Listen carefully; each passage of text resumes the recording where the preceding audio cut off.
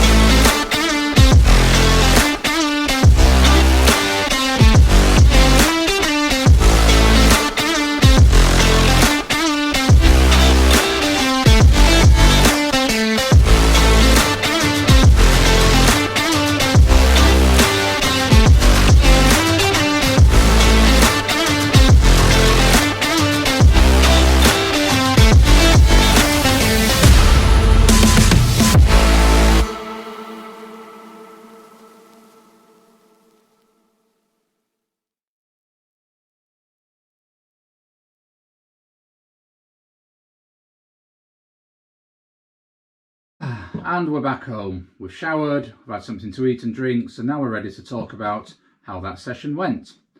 So what we actually did was 2 times 4 lots of 10 seconds of explosive hill sprints.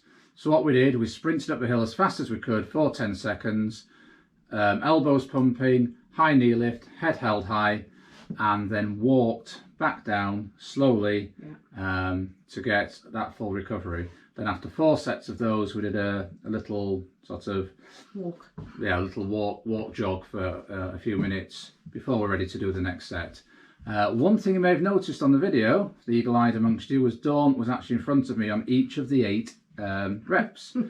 Now that's surprising in a way because was it 5 days ago we did a 5k race, sort of flat out, and I was about 38 seconds in front of Dawn. So what we're finding is, on these explosive hill sprints, Dawn is far better proportioned than I am, and that's probably because as a youngster you're a sprinter, I believe. Yeah, I used to love the 100 metres when I was at school, and I think you sort of develop that ability to be able to sprint. I think I'm built quite muscular as well, so sprinting is something I seem to be able to do well, even though I prefer distance running. And conversely, I take a long time out of the blocks, probably quite literally, and it gets me a while to get going. So that's I think right. I will gain, particularly from doing these explosive hill sprints. Yeah. So that's a little bit about what we did and how we got on. Lovely evening for it. Enjoyed being out amongst the hills of Penistone, on the trails of Penistone.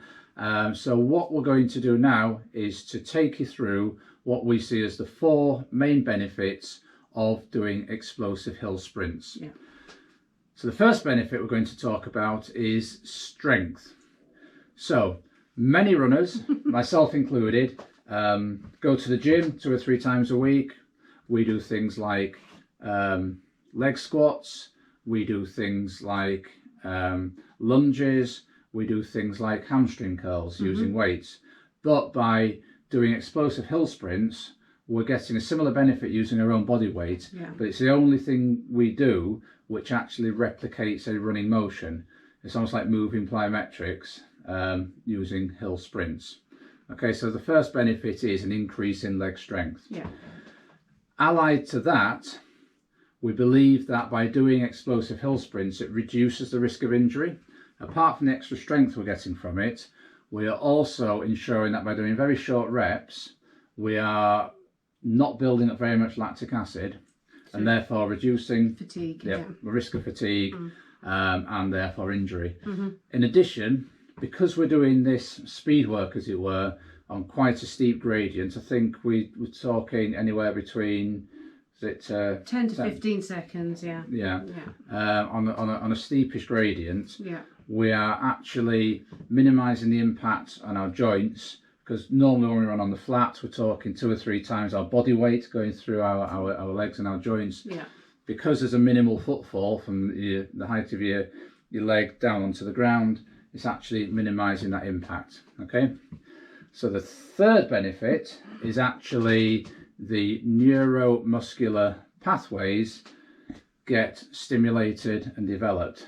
So because your brain is having to tell your body in very quick succession, move, for want of a better phrase, then when it comes to running longer distances, then those pathways of your brain telling your body to react are open, that there's more connections going through, and therefore it benefits you running across all distances.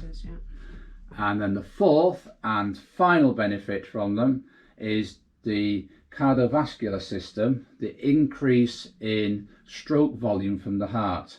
Essentially, the more blood that the heart pumps round on each beat means your body's more efficient. It means your heart rate is lower at any given pace, and really for any runner, the lower your heart rate is, and the bigger the range between your minimum heart rate and your maximum heart rate, the bigger the range of your fitness. And we all want that. We certainly do. The bigger the bang for the buck at each given heart rate.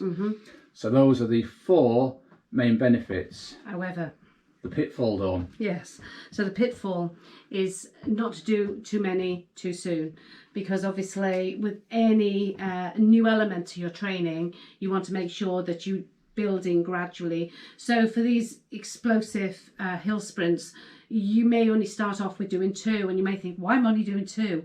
Well, that's because obviously, although we say that they reduce injury, if you jump in too soon and you increase the amount too soon, then obviously the obvious answer is that it will lead to injury. So always build new elements of training gradually. Much like if you're doing a marathon schedule, you wouldn't jump straight into the 20-mile long runs on week 2. You'd build it to be able to do them whilst minimising the risk of fatigue, injury. Yeah, absolutely, yes.